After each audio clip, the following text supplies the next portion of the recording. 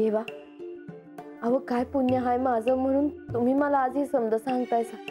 ते तुझे संचित आहे म्हणून तुझ्या आयुष्यात हा योग आला आहे. मनुष्याला जे सुख आणि दुःख प्राप्त होते ते ह्या संचितावरच. देवा, तुम्ही गायत्री देवींबद्दल मला सांगत होते तेव्हा काय झालं ठाव नाही, पण माझं मन शांत झालं आहे बघ. आणि सत्य समजण्यासाठी ह्याच शांततेची आवश्यकता आहे. देवा, मला असं वाटतच नाही का तुम्ही बोलायचं थांबाव.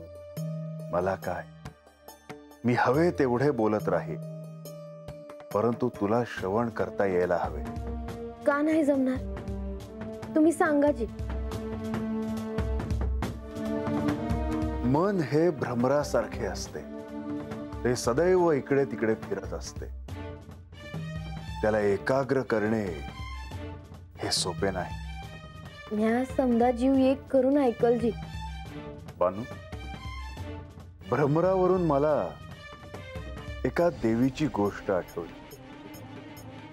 ती देवी म्हणजे भ्रामरी देवी.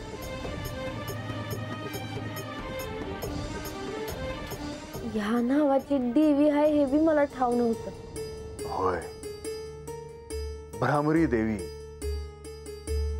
आणि ह्या क्षणी मला तिचे अस्तित्व देखील जाणवत आहे.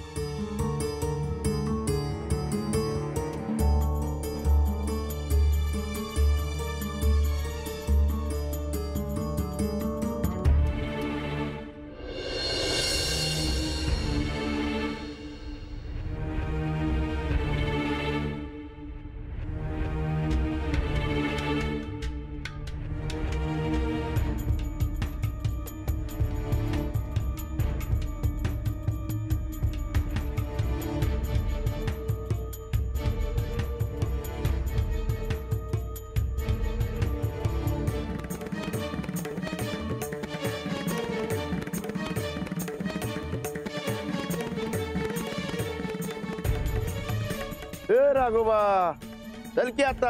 आपली कामं संपलेली नाहीत अजून. होय, चल की. पर काय हा काय म्हणतोय आता? प्रधानजी आणि लक्ष्मी देवी ह्या वक्ताला कुठं चाललं असतं र? तुला काय करायचंय रे?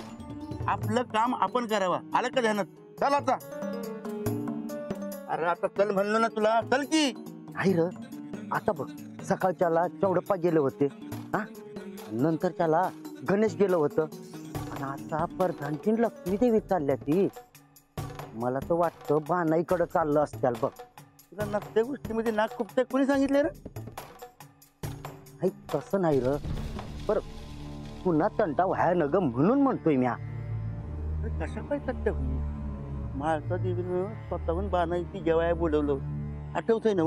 होय, देव बानाईकडे गेलं तेव्हा महाळसा देवीने त्याची थांबविलं नाही. होय र, पर मला वाटतं त्यांच्या मनामध्ये काहीतरी असणार बघ, नाहीतर नाही असं करायचं त्या. माझं डोसं सारख्याच्यात कामाला लाग नाही तर बघ. चल आता. होय, चल. अंगाची हल.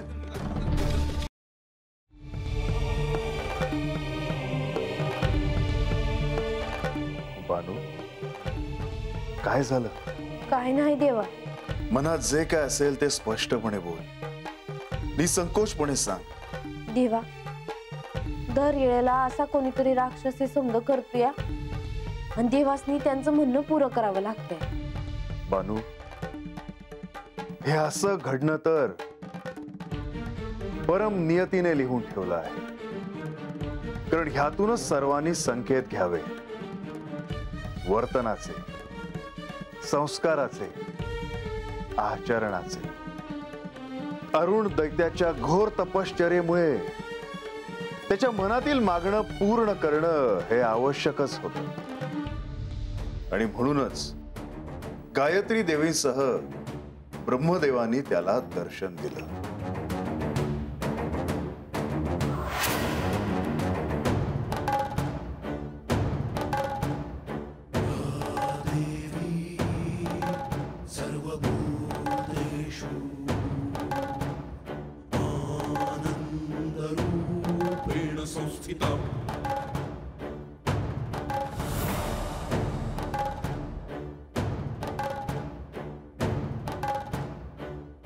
दैत्यारुण,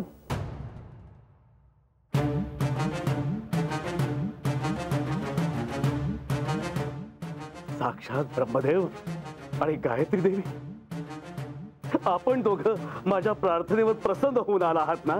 हो, तुझ्या प्रार्थनेमुळे आम्ही प्रसन्न झालो आहोत.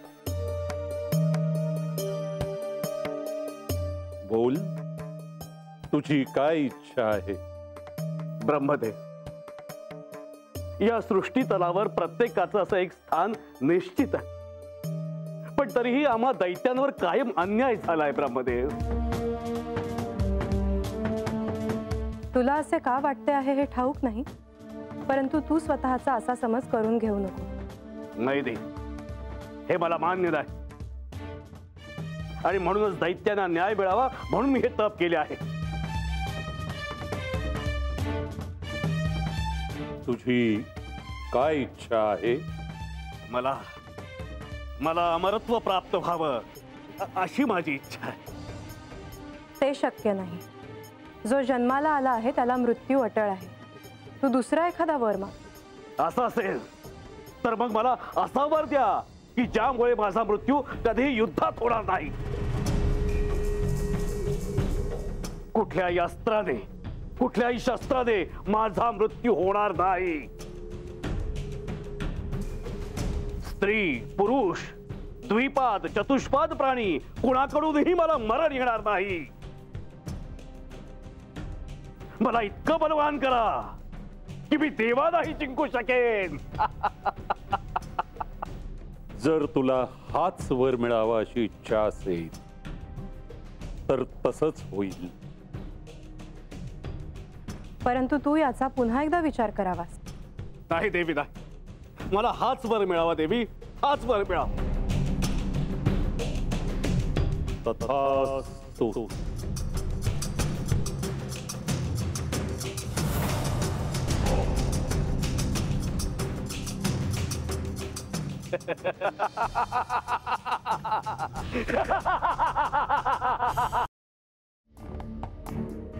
देवा, म्हणजे त्यांच्या मनामध्ये जे होतं ते पुरं होईल असा आशीर्वाद दिला वय ब्रह्मदेवांनी त्यासनी.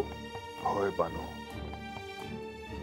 त्या अरुण दैत्याला ते तसं वरदान मिळाल्यामुळे सर्व देव चिंतेत होते. आता पुन्हा दैत्यांची लालसा जागृत होणार. पुन्हा स्वर्गावर सत्ता गाजवण्यासाठी ते अग्रेसर राहणार. अहो देवा, अहो असं वर मिळालं हाय म्हणल्यावर ते थोडी शांत बसणार आहे ती. खरं आहे तुझं बानू. त्या अरुण दैत्यांनी आपले ध्येय पूर्ण करण्याचे ठरवले आणि त्यासाठी त्याने विशाल अशा दैत्य सेनेला आवाहन केले. त्याने सर्व दैत्य सेनेला पाताळात जमवले. अरुण दैत्याने आपल्याला जे वरदान प्राप्त झाले आहे ते सर्व दैत्यांना सांगितले. सर्व दैत्य सेना आनंदून गेली आणि अरुण दैत्याच्या नावाने जयघोष केला. आणि त्यानंतर त्याने सारी दैत्य सेना पाताळातून भूमीवर आणली. देवा, अहो तुम्हासनी तर हे समजा होणार आहे अगोदरच ठाव होतं ना, मग तुम्ही त्यासनी अगोदरच शासन का नाही केलं?